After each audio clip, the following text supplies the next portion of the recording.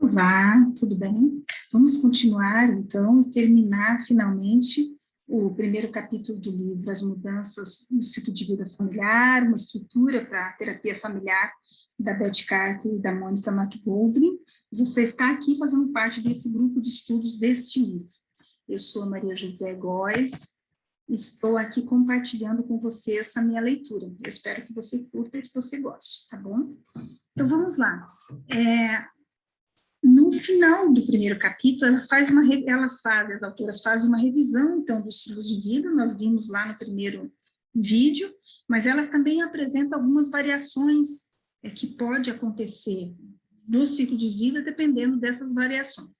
Então, o primeiro que elas consideram, cada variação vai ser trabalhada nos capítulos seguintes, então fique tranquilos, nós teremos tempo para fazer aprofundamento dessas leituras.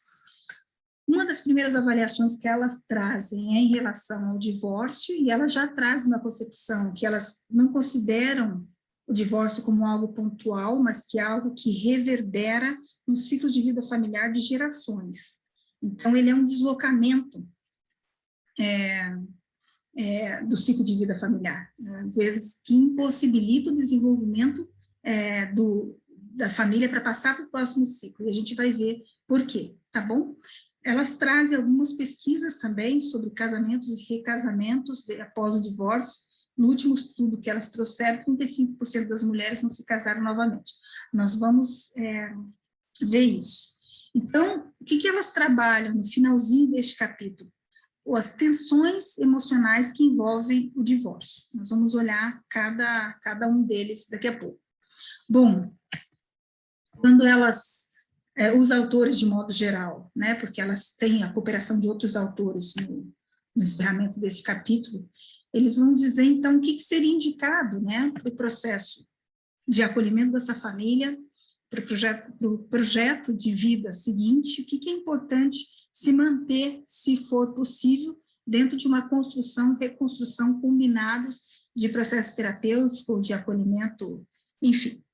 Então, primeiro, estratégia de como manter este relacionamento mais colaborativo possível, como manter a relação, os contatos, principalmente os progenitores com os filhos.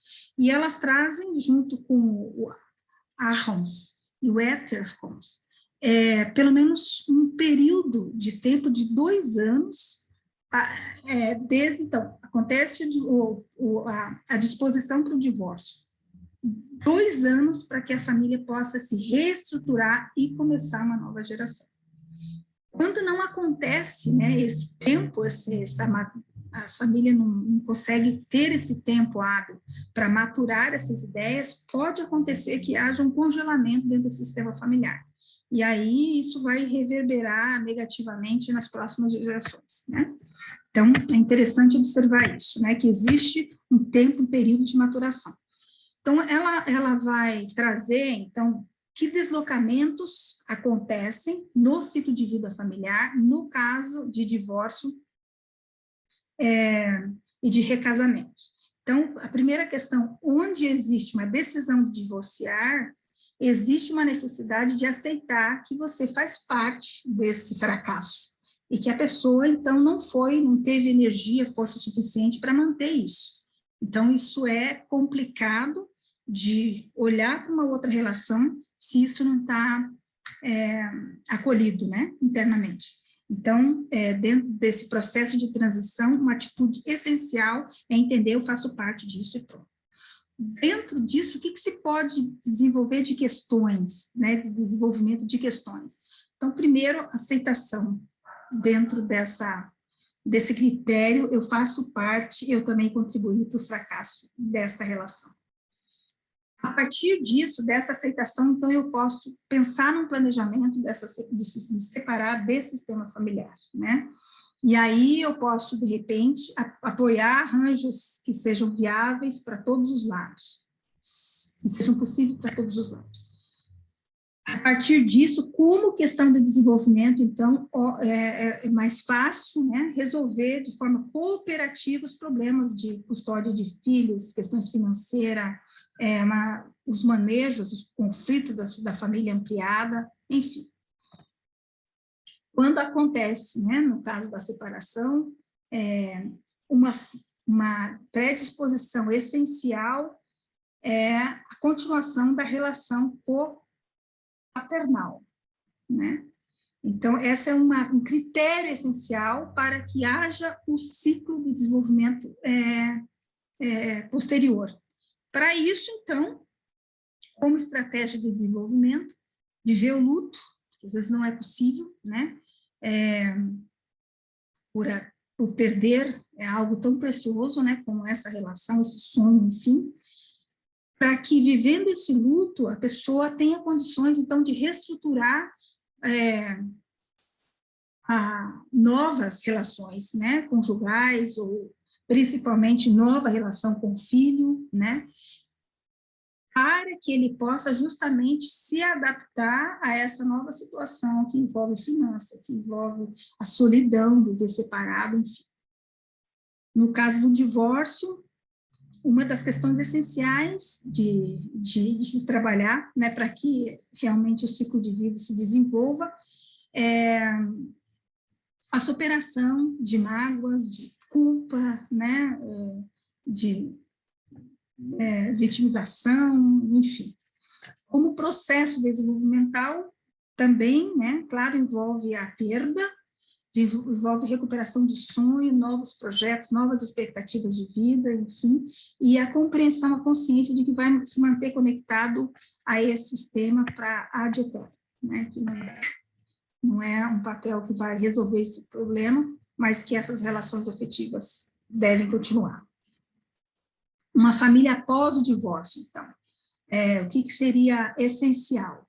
Se o progenitor, ele fica com a guarda, né, ele fica com a custódia, ele mora, ele fica na casa, uma questão essencial é, claro, manter a predisposição para apoiar os filhos no contato, na visita desse cônjuge, na preocupação que envolve esse cônjuge, né, nas questões financeiras, que às vezes tem que ajudar, enfim, né. Para isso, se o cônjuge consegue manter essa disposição ativa, ele vai ter condições de desenvolver, então, os arranjos necessários para que essas visitas sejam mais flexíveis, permeáveis possíveis. Ela vai ter condições de reconstruir os seus recursos financeiros com a participação dos filhos e de ex-cônjuges, enfim, e, claro, reconstruir a sua própria rede social. Se a situação o progenitor está sozinho, está sem filho, saiu de casa, etc., é essencial também essa disposição, né, para manter o contato, assumir essa corresponsabilidade pela custódia dos filhos. E a gente sabe que isso é um grande desafio, né, principalmente aí para os homens, que às vezes esquecem, né, que os filhos são para sempre, enfim. Então, com o processo desenvolvimental, ele deve estar seguro que ele tem condições de descobrir outras maneiras de desenvolver uma paternidade ou uma maternidade efetiva, né? Com isso, manter, então, um relacionamento sadio com os cônjuges, com o filho, etc., para que possa, a partir disso, reconstruir com saúde emocional a sua nova rede, né? Social. No caso dos estágios, né? Dos ciclos, onde já passou aquela tensão e a pessoa está reiniciando, então, um novo relacionamento, é essencial que o divórcio anterior já esteja consolidado, né? Já as fusões, os conflitos mais gritantes da situação já estejam ou tenham sido realizados, ou estejam sendo realizados de uma forma mais adequada. Para entrar numa nova relação, é preciso entender a dinâmica da anterior, o programa que estava rodando lá anteriormente, para não aplicar esse mesmo programa aqui. Então, um olhar adequado para aquilo que está terminando, despedida, adulta, etc., etc. Então, enquanto desenvolvimento, questão desenvolvimental, então, é o reenquadre a essa nova forma de vida, né? E toda a ambiguidade, toda a complexidade que ela traz, né? Dessas outras relações que ficaram, daquelas que virão, e daquelas que às vezes já estão, porque às vezes o recasamento traz filho de outros casamentos, etc. Então, isso gera uma complexidade, uma ambiguidade, etc. E é importante que a pessoa, então, terminada a sua relação de uma forma mais amorosa e afetiva possível, vai estar pronta para entender essas novas conexões. Bom, a partir disso, ela pode certamente replanejar e pensar junto como compor esse subsistema familiar. Então, uma das questões essenciais que as autoras apontam, que é a aceitação dos medos, né, das inseguranças, às vezes filho que vem de outros casamentos, né, novos modos operantes, né, das famílias, das outras famílias de origem, principalmente é interessante pensar que não é de uma noite para o dia, né, mas a questão da paciência, dentro desse planejamento, desse ciclo, tem alguns recursos terapêuticos bem interessantes, né, para olhar as fases que essa família está, os filhos estão, às vezes a nora, a sogra, que está envolvida nesse sistema, né, enfim. É interessante que a pessoa tenha consciência essencial, na verdade, né, dos múltiplos papéis que ela vai desenvolver agora, e por isso é importante que as questões de culpa, de medo, etc., possam ser sanados dentro dessa fase, né? Como questão desenvolvimental, então, trabalhando habilidades sociais, né, nesse novo casamento, é importante, então, trazer a questão de valores, né, de honestidade, de verdade, né, para que as não-verdades do passado, as verdades ocultas, etc., possam ser resolvidas lá, e aqui é um novo padrão relacional, né? Então, o medo, a culpa, e etc., do pai e da mãe, às vezes, reverberam no filho. Então, é interessante, né, as autoras indicam que esse planejamento e essa descortinação desses medos, desses sentimentos, sejam feitos também em família. A partir disso, é possível incluir, então, um novo membro, ou novos membros dessa família, e, claro, a partir disso é possível planejar uma relação mais adequada, então, com os ex-cônjuges, né? Quando se fala de recasamento, reconstituição de família, elas trazem como essencial, né, trabalhar a questão do apego e a ideação do que era antes, do como era bom, de como, enfim, ou de uma família ideal intacta, né, as fronteiras às vezes rígidas em relação a algumas coisas, né, e a necessidade de mudar, então, essa concepção para a aceitação de um modelo diferente, com fronteiras mais flexíveis, mais permeáveis, etc. Com o processo desenvolvimental, elas vão apresentar algumas possibilidades, né? Primeiro, realmente trabalhar essa questão das fronteiras, porque é só com uma fronteira mais flexível, permeável, é que os novos membros, sogra, nora, irmãos, podem entrar. Se está a fronteira rígida, não tem espaço para ninguém entrar, não é verdade? Bom, isso vai envolver, então, um novo realinhamento financeiro, afetivo, porque vão ser vários subsistemas envolvidos, né? E quando se consegue, né, uma reestruturação de tudo isso, com fronteiras acessíveis e permeáveis, aí sim é possível criar espaços coletivos, espaços juntos, né, para que os filhos biológicos ou não possam conviver com a família ampliada, serem apresentados, se sentirem parte da família e etc. Para isso, como processo desenvolvimental, é interessante criar lembranças, histórias, para aumentar, então, a integração da família nesse segundo casamento, ok? Bom, algumas dicas que os autores trazem, né? Qual que é a intenção quando elas apresentam toda essa síntese do ciclo de vida familiar?